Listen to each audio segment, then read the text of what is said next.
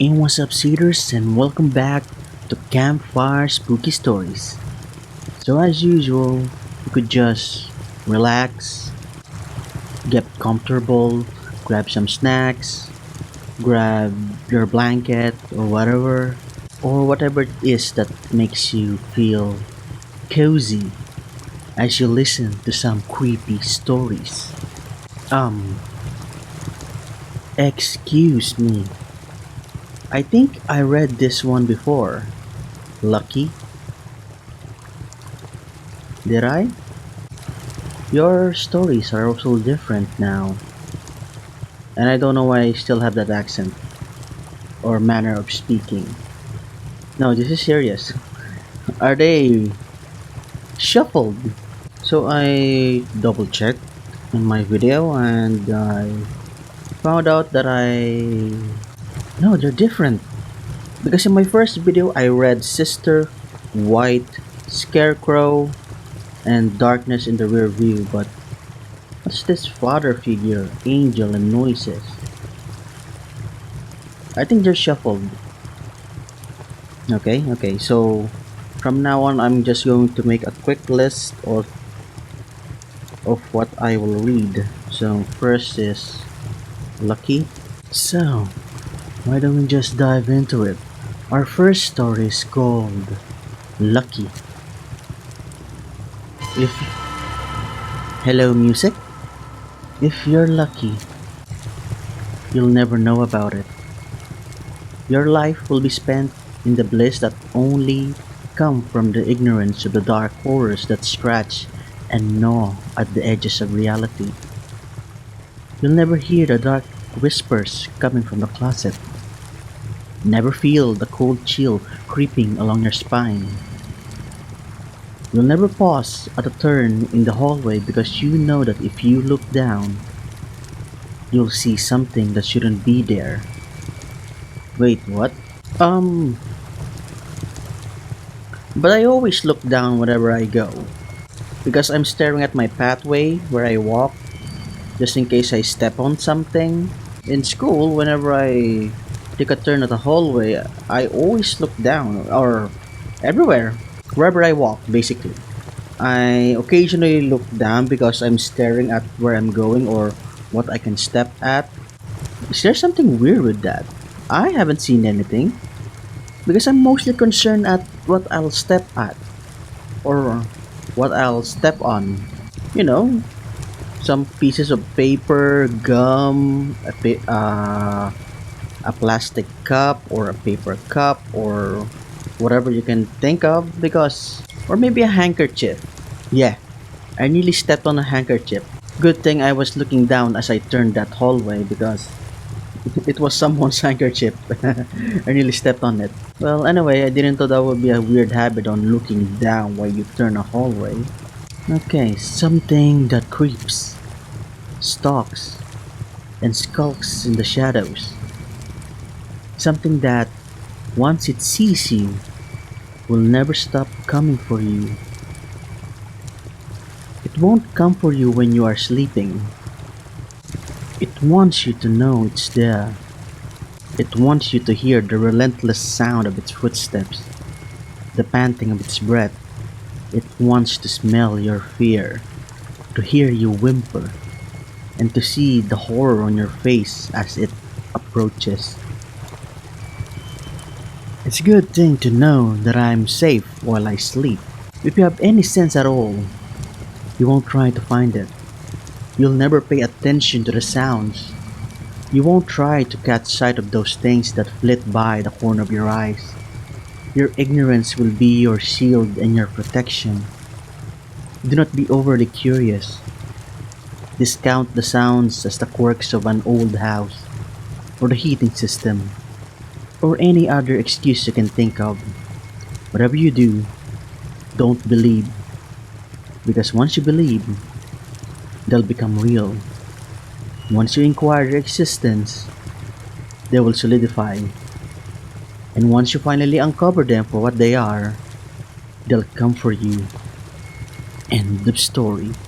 So in conclusion, this story or creepypasta tackles on the idea of optical illusions, and just basically how our mind plays tricks on us. Like, there is some supernatural explanation for those. That there are actually monsters, or ghosts, or whatever kind of entity that lurks in the darkness as we shrug them off, making up lame excuse to cloak their existence. Basically telling whatever lies we need just so we could sleep better at night. Okay, here we go. This is the second story. It's called Medic. In winter of 1944, I pressed the space button, which I have never done before. With overtaxed supply lines in the Ardennes, a German medic had completely ran out of plasma. For their plasma cutters, and the necromorphs are coming. Bandages and antiseptic. There's a lot of pus everywhere. During one particularly bad round of mortar fire, this encampment suddenly became a bloodbath. The, sur- the survivors claimed to hear, above the screams and bark commands of their lieutenants, someone cackling with almost girlish glee. Oh my god, that's a creepy thing in my head now. Because just add children crying, children laughing, or girls crying, girls screaming. In whatever situation you can think of, it will be 10 times creepier, okay? The medic made his rounds during the fire, in almost complete darkness as he had so many times before, but never this short on supplies. The bombardment moved to other ends of the line. Most men dropped off to sleep in the still dark hours of the morning. New Year's Day, 1945. The men awoke at first light with screams. They discovered that their bandages were not typical bandages at all, but hunks and strips of human flesh. This puts an image of layers of fear into my head. Several men had been given fresh blood transfusion, with no blood supplies available. Each treated man was almost completely covered, head to toe, with a maroon stain of blood. The medic was found, sitting on an ammunition tin, staring off into space.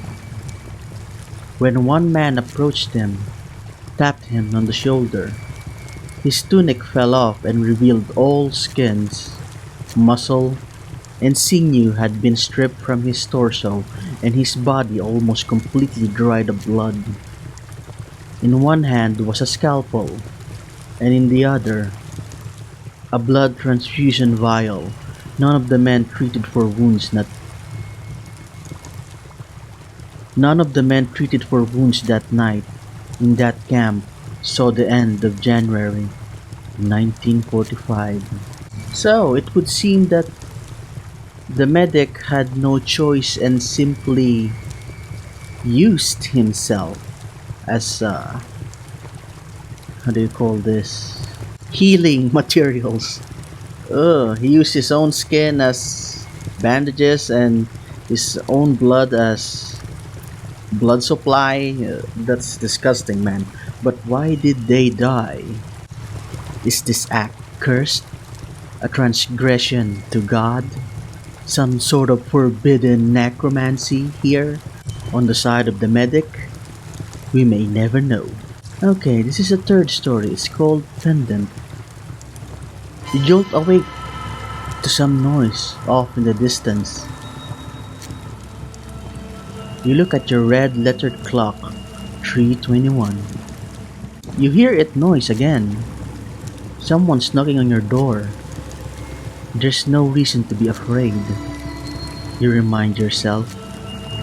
But you can't imagine any reason why someone would be up this late. You quietly walk over to the door. Hello? Knock. Knock. Knock. Hello? Are you home? Knock. Knock. Knock. Please be home. Hello? She mumbles something. I need your help. Knock, knock, knock. You recognize her voice and look out the window. It's your neighbor. She's wearing her pajamas and some shining pendant around her neck. She sees you. Oh! She looks afraid at first, and then puts on a worried smile. Can I use your phone? I need to come in. Why can't you use your own phone? Mine is broke. She paused. I think someone's inside my house. You pause for a moment to look at the fear on her face. When you open your door, it slowly dawns on you. Whoever it is isn't inside her house. He's behind her, and what's shining by her neck isn't a pendant at all. It's basically a murderer with a strip of wire strangling her, and he's looking for another victim, which is you. Okay, here we go. The red wristband. When you're admitted to hospital, they place on your wrist a white wristband with your name on it. But there are other different colored wristbands which symbolizes other things. Can I get a purple wristband? Because purple is my favorite, unless it means that I'm dead. Then don't. The red wristbands are placed on dead people. Ah, so red. There was one surgeon who worked on night shift in a school hospital. Wait, school hospital? Don't they have nurses in there? He had just finished an operation and was on his way down to the basement. He entered the elevator and there was just one person there. He casually chatted with the woman while the elevator descended. When the elevator door opened, another woman was about to enter when the doctor slammed closed the button and punched the button to the highest floor. Surprised? The woman reprimanded the doctor for being rude and asked why he did not let the other woman in. The doctor said, "That was the woman I just operated on. She died while I was doing the operation. Didn't you see the red wristband she was wearing?" The woman smiled and raised her arm. Something like this. Ah, chilling. But it is good to know that zombies speak after they rise from the grave. Okay, this is the final story for this video. It's called YLIM3. It is a short creepypasta, as it states here. Little Emily vanished last year. Now they're pouring new sidewalks in the neighborhood. And I found her name on the wet cement. Oh, in memory of her? Written in remembrance. ... But it was written in reverse. So YLIM3. ... And from below. Okay, that was a chilling, short creepypasta. Because the perspective we're seeing or reading through is little Emily herself. There you have it. Those are Campfire spooky stories. That's all the time I have for this video. I'm going to continue this in my next episode or something. I like this type of storytelling kind of videos. It just gives us a chance to sit around and listen for some spooky stories. So if you want more contents like this, give me subs, give me likes, and give the bell a ring in the nuts, and I'll see you satyrs in my next video.